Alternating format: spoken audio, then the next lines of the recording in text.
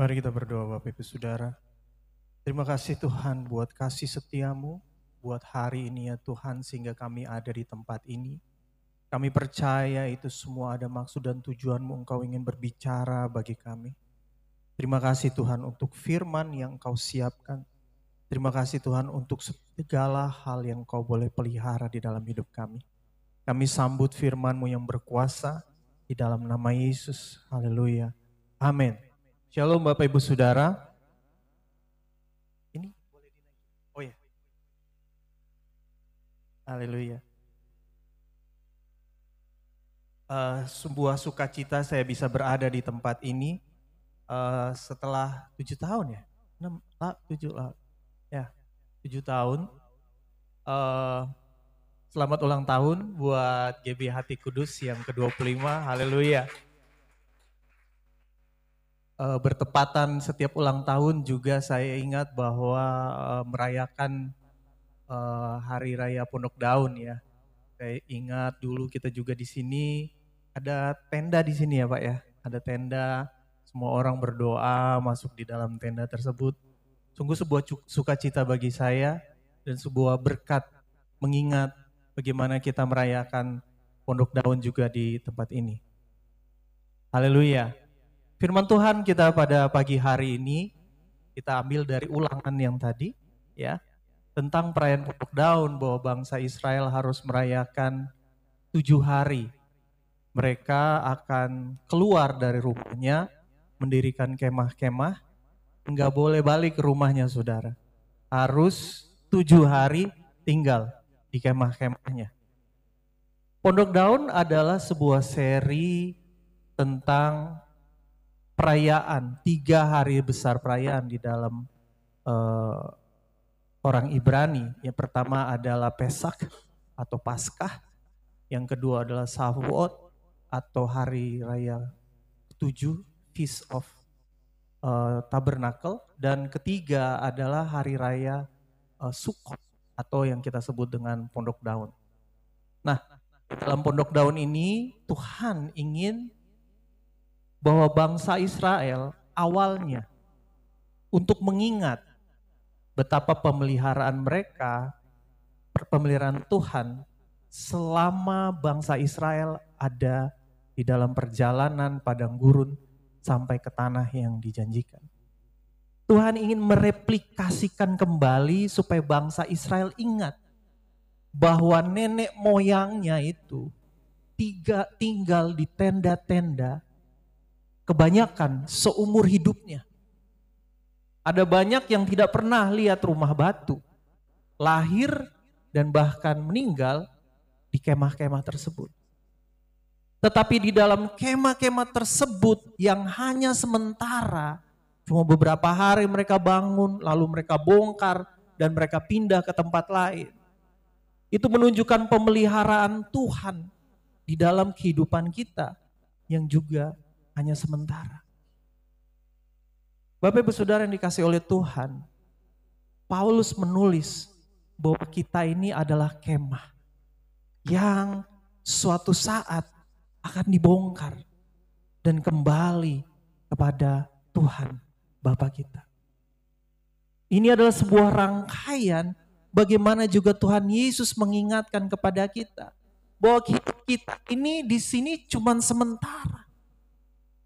Kita ini enggak punya hal-hal yang tetap. Banyak orang mengejar ketetapan. Banyak orang pengen mengejar sesuatu yang permanen. Rumah yang permanen, pekerjaan yang tetap. Segala hal tentang ketetapan, kenyamanan. Tetapi Tuhan mau ingatkan bahwa itu semua sementara. Gampang dibongkarnya. Dan Tuhan memberitahukan ketetapan yang tetap dan yang permanen sesungguhnya, yaitu janjinya Dia bahwa di dalam rumah Bapakku banyak tempat dan aku pergi ke sana untuk menyediakan tempat bagimu. Itulah rumah kita yang permanen.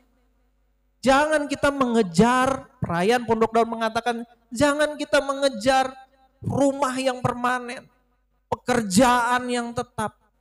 Saudara-saudara, antara bersaudara banyak berkelahi saudara. Putus hubungan saudara. Karena hanya banyak berantem masalah rumah. Kenapa? Karena mengejar sebenarnya sesuatu hal yang sementara. Itu semua ilusi yang diciptakan oleh dunia ini. Bahwa kita harus punya sesuatu yang tetap. Paulus sekali lagi mengingatkan. Hati-hati. Suatu waktu kita semua akan dipanggil. Semua yang kelihatan tetap ini akan dibongkar. Waktu kita kembali ke tempat yang permanen sesungguhnya. Saudara yang dikasih oleh Tuhan. Saya bertanya sama Tuhan.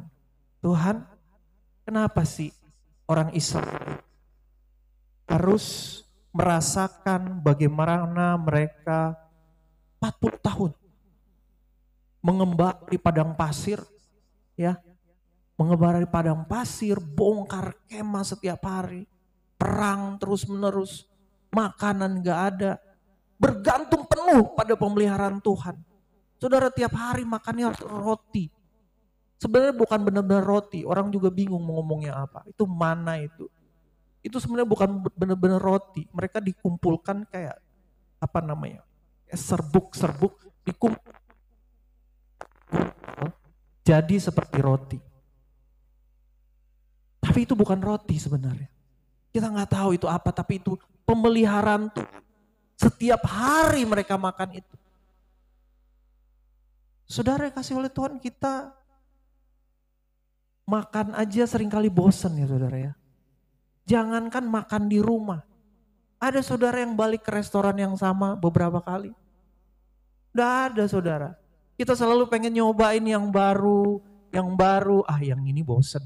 Udah cobain kemarin. Coba yang ini dulu. Tetapi bangsa Israel makan roti yang sama setiap hari selama 40 tahun. Nggak ada ceritanya sama kita kayak ada ikan, ya makan ikan. Makan B2 gitu. Nggak ada kayak gitu. Bangsa Israel nggak punya GoFood saudara. Mereka hanya makan tempat yang sama. Paling mungkin cuma dirubah-rubah aja cara masaknya. Hari ini disemur, besok dioncom gitu ya. Besok lagi sambal rica. Tapi tetap roti mana?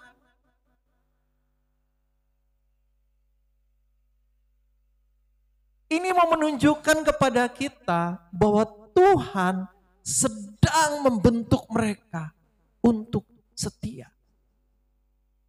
Makan yang sama setiap hari. Kesetiaan perlu pembentukan saudara. Zaman sekarang untuk jadi setia lebih susah lagi. Semakin hari menjadi setia menjadi sebuah harga yang paling sulit untuk dibayar. Saudara kalau ke gereja, di tempat saya saudara ada 5 gereja. Kepleset saudara salah masuk gereja.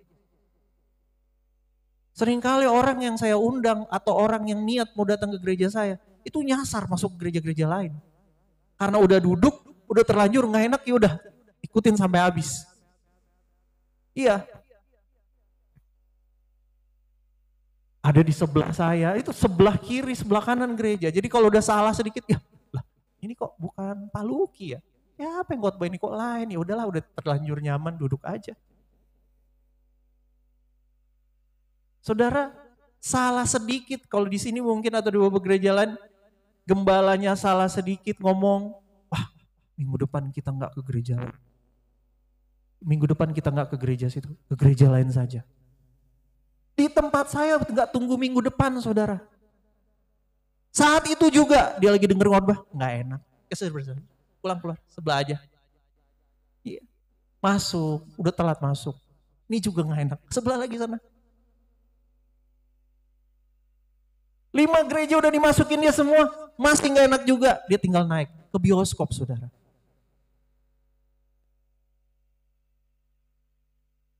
Sulit sekali. Ada begitu banyak alternatif. Tetapi Tuhan mau kita ada di satu tempat, despite, walaupun Karena bertumbuh, berkembang dan berbuah, saudara harus ada di tempat yang sama. Nggak bisa saudara dicabut, dipindahin. Itu balik harus dari benih. Kalau saudara dicabut, pindahin begini, ya mati juga dia pasti. Itulah kenapa banyak orang Kristen mengalami kematian di dalam pohon rohnya. Nggak bertumbuh, nggak berkembang, nggak berbuah. Kenapa? Ya karena pindah-pindah. Saudara boleh pindah gereja, tapi cuma sekedar pelengkap.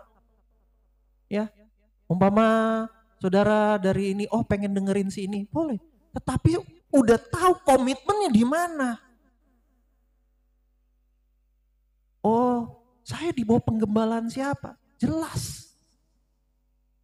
Saya punya teman masih banyak, ditanya gereja mana? Bingung jawabnya. Saya tergantung jam berapa Pak. Loh kok tergantung jam berapa? Iya. Jam 9 saya di sini, kalau jam 12 saya sini, kalau sore saya di sini. Bingung. Gak ada di dalam sebuah penggembalaan. Kesetiaan perlu sebuah komitmen. Amin. Saya bersuka cita saya melihat wajah-wajah yang sama setelah 10 tahun di tempat ini. Haleluya. Dan saya lihat Bu Kris, Broni ini kayak kayak waktu mundur buat mereka ya. Gak tambah tua ya. Sama-sama aja. Saya rambut udah putih semua ya. Ini malah malah dicat terus menerus. Itu saya percaya karena kesetiaan. Bersuka cita selalu. Amin. Kita merayakan dengan sukacita 25 tahun Tuhan memimpin GB Hati Kudus di tempat ini. Haleluya, beri kemuliaan buat Tuhan. Haleluya saudara. 25 tahun itu waktu yang lama saudara. Banyak gereja itu timbul tenggelam. 5 tahun. Udah gak ada, ditanyain udah gak di tempat itu. Kita aja udah keberapa kali pindah ini saudara. Ini mau pindah, lagi rencana mau pindah lagi. Saudara, di tempat ini ada sebuah karunia yang Tuhan kasih luar biasa. Bersyukur akan hal itu. Saudara kasih oleh Tuhan, kita kembali lagi. Saya tanya Tuhan kenapa Tuhan harus membiarkan orang-orang Israel ini hidup mengembara di dalam tenda-tenda, di dalam kemah-kemah. Mereka gak punya sesuatu hal yang tetap. Setiap hari mereka dalam tanda kutip menderita. Semuanya serba sementara. Saudara bisa bayangkan di dalam kemah-kemah itu saudara mau buang air bagaimana? Itu yang saudara paling bingung. Ini buang airnya bagaimana ya saudara ya? Kalau mereka pindah saudara bisa bayangkan. Ini satu padang pasir ini. Pindah. Berapa banyak itu gundukan bekas buang air ditinggalkan oleh mereka.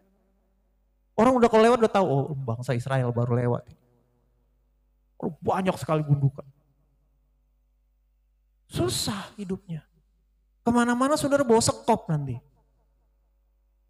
Tetapi di tengah penderitaan itu saya tanya Tuhan kenapa?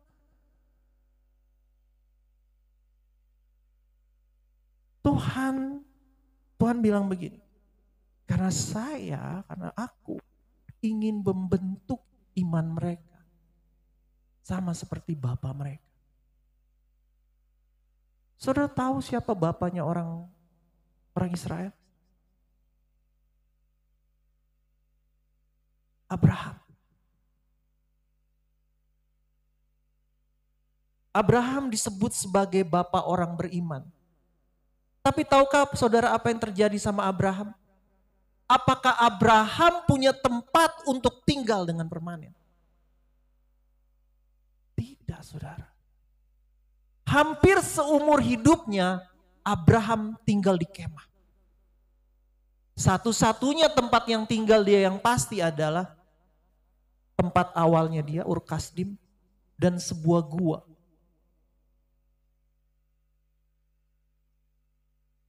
Tetapi di dalam kemah Abraham, dikatakan di dalam tendanya Abraham, lahir pejuang-pejuang. lahir sebuah bangsa.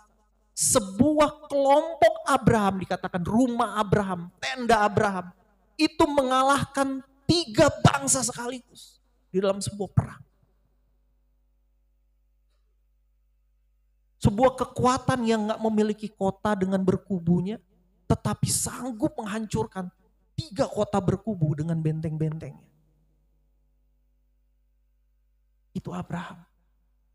Tetapi Abraham tidak pernah punya, dikatakan, tempat untuk meletakkan kepalanya. Sama seperti Yesus Kristus katakan, anak manusia tidak punya tempat untuk meletakkan kepalanya. Dikatakan kalau bangsa Israel mengembara selama 40 tahun, Abraham dihitung 100 tahun mengembara. Padahal janji Tuhan di dalam kehidupan Abraham adalah, aku akan menyediakan bagimu negeri yang kau akan diami bersama dengan keturunanmu. Diulang-ulang Tuhan mengatakan hal itu. Satu paket negeri dan keturunan. Ada 2 masalah. Abraham gak punya negeri dan Abraham gak punya keturunan. 2 hal ini Tuhan terus bentuk Abraham. Akan janji Tuhan bahwa engkau akan punya tanah sendiri. Apakah hal itu digenapi di masa hidup Abraham? Enggak. Abraham tidak mendiami negeri seperti yang Tuhan janjikan. Dia mendiami sebagian dari Kanaan, hasil perangnya dia. Sebagai hadiah. Tetapi bukan negeri itu yang dimaksudkan oleh Tuhan. Saudara dikasihi oleh Tuhan, apa sebenarnya rahasia Abraham di dalam keperkasaannya, di dalam segala kesulitannya? Saudara melihat dia sebuah sosok yang hebat. Dia terus bergumul dengan keturunan. Dia terus bergumul bahwa dia hanya tinggal di kemah. Mari kita baca Roma 4 ayat 20 sampai 21.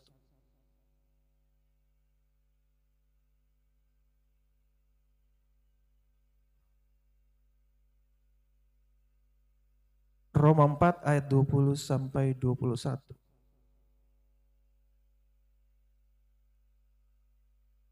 Saya bacakan buat saudara. Tetapi terhadap janji Allah, ia tidak bimbang karena ketidakpercayaan. Malah ia diperkuat dalam imannya dan ia memuliakan Allah. Dengan penuh keyakinan bahwa Allah berkuasa untuk melaksanakan apa yang telah ia janjikan. Amin. Abraham dikatakan bapak orang beriman. Ia tidak bimbang. Karena apa? Karena ketidakpercayaan. Saudara, kata ketidakpercayaan ini kalau saudara perhatikan, itu adalah sebuah kata. Makanya bahasa Indonesia itu digabung. Jadi yang namanya ketidakpercayaan. Kalau dia adalah 2 kata, artinya memang benar-benar tidak percaya. Jadi ada kata, kalau bahasa Indonesia harusnya ketidakpercayaan itu ada strip, saudara. Strip percayaan. Tetapi karena mereka berusaha menjelaskan satu kata yang tidak ada di dalam kosakata bahasa Indonesia. Jadi mereka mengatakan bahwa hal ini adalah sebuah arti. Nah, di dalam bahasa aslinya, di dalam bahasa Ibraninya, ketidakpercayaan disebut apianisme. Sementara di dalam bahasa Greeknya, di dalam bahasa Latinnya disebut apatis. Artinya bahwa musuh dari iman kita yang membuat kita bimbang bukan tidak percaya, tetapi Saudara tahu apatis itu seperti apa? Kenapa? Diem. Ada yang bilang diem, ada yang bilang kenapa orang jadi diem? Udah apatis nih orangnya. Karena dia melihat kenyataan. Orang apatis tuh kayak gini. Ayo kita merayakan 17 Agustus umpama. Apatis. Indonesia merdeka. Hidup saya belum merdeka. Ya kan? Ayo kita, nah kalau apatis sudah mulai rohani begini. Ayo kita ke gereja. Ngapain ke gereja? Hidup saya gak berubah-berubah. Ayo kita baca Alkitab. Apa gunanya? Saya pernah baca Alkitab, doa setiap hari. Nggak ada tuh perubahan, begini-begini aja. Inilah maksud dari apatis. Apatis terdengar seperti realistis. Tetapi pahami ini saudara, bahwa realistis dan apatis berbeda. Realistis melihat dari apa yang terjadi terhadap kenyataan, lalu ia bertindak dengan terukur. Tetapi apatis itu mengambil sebuah langkah yang lebih negatif. Ya udah, kalau terjadinya seperti itu, ia memilih untuk tidak bertindak apapun. Dan hati-hati juga kalau kita terlalu banyak menjadi realistis di dalam hidup ini, akan berubah menjadi apatis. Kedengeran kok saudara, kalau orang-orang dalam apatis rohani itu udah begini. Aku punya masalah begini. Jawabannya cuma 2 saudara. Syukuri aja. 2, berdoa aja. Kedengarannya sangat rohani, tetapi di dalam penekanannya ini apatis. Kesannya bahwa doa tidak memiliki kekuatannya, pengucapan syukur tidak memiliki kuasa. Inilah musuh dari iman kita terhadap kehidupan sehari-hari. Orang apatis sudah tidak berharap apa-apa. Setiap hari kita dihadapkan dengan realitas. Seringkali realitas memang membuat kita menjadi realistis. Tetapi tidak boleh membuat kita menjadi apatis.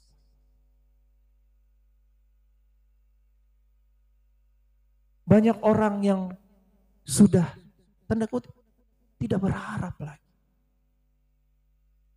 Banyak orang yang berharap tetapi pasif sekali. Pengharapan yang sesungguhnya adalah kita terus melakukan apa yang Tuhan janjikan di dalam hidup kita. Kita terus memiliki sebuah perjanjian dengan Tuhan. We have our commitment with God. Itu pengharapan sesungguhnya. Ada perjanjian, Tuhan melakukan sesuatu dan kita juga melakukan sesuatu. Sehingga perjanjian itu terjadi. Makanya ada perjanjian lama, perjanjian baru. Hidup kita adalah hidup dalam perjanjian. Waktu kita berdoa, kita meneguhkan perjanjian kita dengan Tuhan. Seumur hidup kita hidup dalam Tuhan. Aku hidup di dalam perjanjianku dengan. Orang apatis akan hanya hidup di dalam sebuah retorika semu. Apa itu Pak Pendeta retorika semu? Kata-kata semu saja. Imani saja, percaya saja, doakan saja. Itu bukan saja. Doa memiliki kuasa bukan saja. Iman memiliki kuasa bukan saja. Mengucap syukur bukan sebuah saja, tetapi besar. Aku akan mengucap syukur sekali lagi. Akan perbuatannya di dalam hidupku. Gak bisa dikatakan saya sih ucap kalau ngomong pendeta. Saya sih mengucap syukur saja, Pak. Apatis. Saya percaya di sini nggak ada yang apatis. Amin. Saya bisa melihat mata-mata saudara penuh dengan iman, penuh dengan pengharapan. Haleluya. Amin. Jadi musuh dari iman yang membuat kita bimbang adalah apatis. Pada pagi hari ini kita bersatu hati. Patahkan roh apatis di dalam hidup kita. Amin. Jangan kalau udah sakit, langsung ke dokter. Oh, percaya Tuhan sembuhkan. Jangan udah punya masalah ekonomi, langsung download aplikasi pinjol. Oh, percaya Tuhan penuhi. Aplikasi pinjol udah gak ada yang bisa di-download. Mulai menggunakan kuasa saudara, ya kan? Apa kabar? Oh, sehat-sehat semua ya? Sehat. Boleh nih kita ketemuan. Mau ngapain gitu kan. Udah mulai curiga. Akhirnya kita saling bercuriga dengan sesaudara. Betul?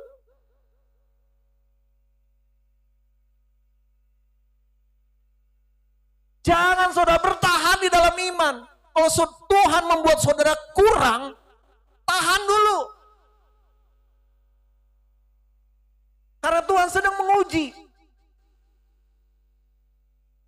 Mungkin memang saudara tidak dimaksudkan untuk melakukan hal itu. Atau Tuhan sedang menguji saudara. Itu dua hal yang selalu saya pegang kalau saya sedang kekurangan. Artinya memang gak buat itu. Atau Tuhan sedang tahan saya. Yang jelas bahwa tidak pernah terlambat pertolongan Tuhan dalam hidup saya. Amin. Saudara. Jangan biarkan roh apatis dalam hidup kita. Saya selalu mengingatkan diri saya. Saya ini paling apatis dibanding istri saya. Istri saya selalu mengingatkan saya. Kalau istri saya sudah bilang gini, nanti kita begini. Kan saya selalu bilang, saldo begini, udah mimpinya jauh. Ya, saldo aja. Kita harus ke Indomaret ngabisinnya, udah gak bisa ditarik lewat tunai. Puji Tuhan sekarang ada QRIS. Iya. Tapi percaya pada pemeliharaan Tuhan, saudara. Gini, waktu kita percaya pada pemeliharaan Tuhan, Dia mengarahkan di dalam kemampuan dan ketidakmampuan. Artinya kalau tidak mampu, ya jangan jalan ke situ. Saudara saya, teleponin saya. Waduh, gimana nih? Pinjem uang. Kenapa? Anak sekolah, kurang uangnya. Nelponin. Lah, punya kesulitan ekonomi, 2 anaknya ada di penabur. Di tempatnya ibu kita yang di belakang. Iya, tolong ibu, itu uang penabur tolong diturunin ya. Kasihan bikin orang banyak kesulitan ekonomi. Iya, minjem mulu sama orang, cuman supaya tetap ada di penabur. Bagi saya sederhana, lo kalau ndak ada ya turunin, jangan di level penabur. Kan sekolah negeri gratis, iya kan? Mungkin itu maksud Tuhan supaya you gak ada di situ anaknya. Sekarang terjebak di dalam utang-utang yang tidak ada habisnya. Gali lubang tutup lubang. Hah? Kenapa Pak? Iya. Jangan percaya saja waktu kita, percaya saja nanti Tuhan yang lunasin. Lu kamu yang utang. Tuhan mah gak suka ngutang-ngutang. Makanya dia turun sendiri, dia bayar lunas buat kita. Nggak ada dicetak ngutang-ngutang. Kalau suka ngutang itu udah bukan anaknya dia itu. Dia maunya minta cash lunas. Sudah ditebus dengan lunas. Amin. Wah, saya lihat wajah-wajah yang sungguh luar biasa tempat ini ya. Haleluya. Ini bebas hutang kayaknya ya. Maksudnya kalau mau ngutang bebas aja. Haleluya. Nah, ini kuncinya saudara. Ini kuncinya. Kalau kita lihat ayat ini. Ia tidak bimbang karena ketidakpercayaan. Koma. Habis itu kata apa dikatakan di situ? Malah ia diperkuat. Oh haleluya.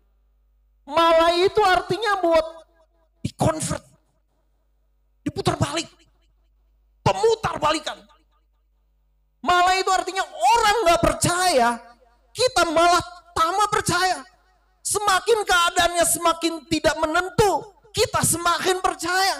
Semakin keadaannya bertolak belakang. Kita malah semakin percaya. Itu kuasa dari malah. Kok sakitnya tambah sakit ya? Oh saya malah tambah percaya. Oh keuangannya kok malah tambah ruwet ya? Oh iman saya malah tambah besar. Itu kunci dari iman Abraham saudara. Tidak melihat gini. Iman dikatakan tidak melihat dari apa yang ada di sekitarnya. Kita berjalan iman yang tidak melihat. Tetapi kita beriman. Otomatis tidak berjalan sesuai dengan realitas kita. Walaupun apa yang terjadi kita malah ini justru menumbuhkan, menunjukkan Tuhan. Aku tahu ini ujian. Engkau ingin melihat. Dan di situ Tuhan lihat. Anakku luar biasa. Amin. Setiap saya mengalami kesulitan, saya tidak berusaha untuk tidak menjadi apatis dan oh ya udah kita lihat aja. Udah. Tetapi saya masuk di dalam ruang doa saya. Di dalam perjalanan saya menyetir motor, menyetir mobil. Saya berdoa itu ruang waktu, ruang saya dengan Tuhan. Saya semakin dalam dalam doa saya. Dan saya serukan pengharapan saya. Bahwa janji Tuhan ya dan amin. Dan saya berusaha, Tuhan ini sakit. Aduh gimana ya. Tidak menjadi lemah. Tetapi dalam janji Tuhan saya percaya. Emang mengubah keadaan saat itu? Enggak. Keadaan malah bisa bertambah buruk. Tetapi saya menjadi lebih kuat imannya. Bertambah buruk lagi. Bertambah buruk. Tapi iman harus jadi lebih kuat. Itu kunci dari iman Abraham. Saudara, saat saudara mengalami kesulitan, jangan menjadi pasif. Berlutut berdoa. Dan katakan kepada Tuhan, Tuhan aku percaya janjimu dalam hidup. Saat kita memiliki perjanjian, oh saudara lakukan bagian saudara. Maka Tuhan akan melakukan bagian. Dia Tuhan yang tidak pernah tertidur. Dia adalah Tuhan yang tidak pernah terlambat memberi pertolongan. Dan saya berseru Tuhan di dalam janjimu. Aku percaya. Saudara dikasih oleh Tuhan. Disinilah kunci kekuatan kita. Disinilah kasih karunia itu yang menyelamatkan kita. Bukan hanya untuk hari ini. Tetapi juga untuk hari mendatang. Karena iman kita yang seperti itu, itulah yang menyelamatkan kita. Saudara, dikatakan iman itu menyelamatkan. Imanmu lah yang menyelamatkan. Kalau imanmu lemah, bagaimana engkau bisa diselamatkan? Ayat 21 mengatakan, dengan penuh keyakinan bahwa Allah berkuasa untuk melaksanakan apa yang telah Ia janjikan.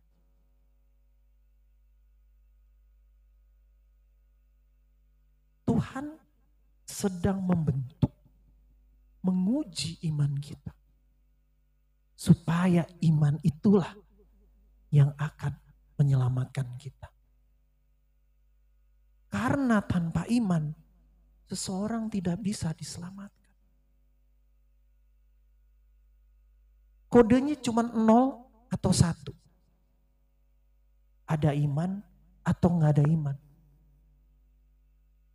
Tuhan bilang gini, jika engkau memiliki iman, artinya orang-orang yang luar biasa itu saat itu, murid-muridnya itu waktu itu ya dikatakan jika engkau memiliki iman. Itu gak punya iman kata kasarnya. Dikatakan bahwa Yesus yang sama akan balik kembali. Dan dia datang untuk mencari orang yang memiliki iman. Akankah ia menemukannya? Tuhan sedang bekerja terhadap iman saudara. Karena iman saudara itu urgent, penting, nanti akan menyelamatkan saudara. Iman bukan hanya dikata, diucapkan, saya pikir saya percaya. Tetapi iman harus diuji, harus dibentuk, diuji kembali, dibentuk kembali. Sama seperti cinta kasih. Gampang saudara bilang I love you, aku mengasihi. Tetapi bila itu tidak diuji dan dibentuk oleh waktu, omong kosong itu semua. Itulah kasih yang sesungguhnya. Itulah cinta yang sesungguhnya. Iman yang sesungguhnya juga bukan dengan kata-kata. Tetapi Tuhan ingin menguji saudara. Tapi percayalah, ujian Tuhan juga dia pakai untuk kemuliaan. Tuhan mengatakan apapun yang kau minta, asal engkau memiliki iman di dalamnya. Itu yang Tuhan urge apa ya? Dorong. Sasaran Tuhan seperti itu. Saudara, di dalam hari raya Pondok Daun ini, di dalam kita memperingati bahwa kita ini hanya kemah sementara. Kita bertanya-tanya, mungkin kita udah di rumah Bapak 10-20 tahun ke depan. Tetapi di dalam kemah yang sementara ini, pastikan bahwa imanmu tahan uji. Dikatakan di Roma 5 dikatakan tahan uji menimbulkan pengharapan. Dan pengharapan tidak mengecewakan. Orang yang berpengharapan gak akan pernah lagi kecewa saudara. Karena dia percaya Tuhannya yang tidak pernah tertidur itu. Itu yang memelihara dia. Beda ya, orang berharap sama orang berpengharapan. Orang berharap gak punya landasan firman-Nya saudara. Gak punya landasan iman dan landasan firman gak ada. Tetapi orang yang berpengharapan, ia memiliki landasan iman. Landasan firman-Nya ada. Disitulah dia teguh berpengharapan pada Tuhan. Saya percaya kita memperingati tahun ke-25 luar biasa. 25 tahun lagi tahun emas saudara ya. Ini tahun perak. Sudah menunjukkan kemurnian. Ya. Sudah menunjukkan kilauan. Saudara, seperti firman katakan, siap untuk menuai. Amin. Menuai bukan bicara mengenai jiwa-jiwa saja saudara. Tetapi menuai ladang menguning itu bicara mengenai berkat juga dalam kehidupan kita. siap untuk dituai. Waktu kita fokus terhadap janji Tuhan dalam hidup kita, oh penuaian itu pasti. Amin. Saya percaya Tuhan memberkati GBHT Kudus di dalam tahun-tahun mendatang. Penuh dengan penuaian. Iman jemaat yang memiliki iman malah diperkuat. Itu selalu ada di dalam hidup kita. Maka kita akan menerima janji Tuhan seperti yang Ia janjikan kepada bapak-bapak rohani kita. Abraham, Ishak, Yakub, dan kita sebagai anak-anak rohaninya akan menerima janji-janji yang sama. Mari kita berdoa. Bapa di dalam surga, terima kasih Tuhan buat firman-Mu pada malam pagi hari ini. Kami percaya akan janji-Mu. Kami percaya kuasa-Mu Tuhan. Walaupun kelihatannya hidup kami memiliki keterbatasan dan kesulitan-kesulitan. Tetapi dalam hal-hal itu tidak membuat kami menjadi apatis. Tidak membuat iman kami menjadi lemah dengan kebimbangan. Malah diperkuat terus menerus. Semakin besar dalam Engkau.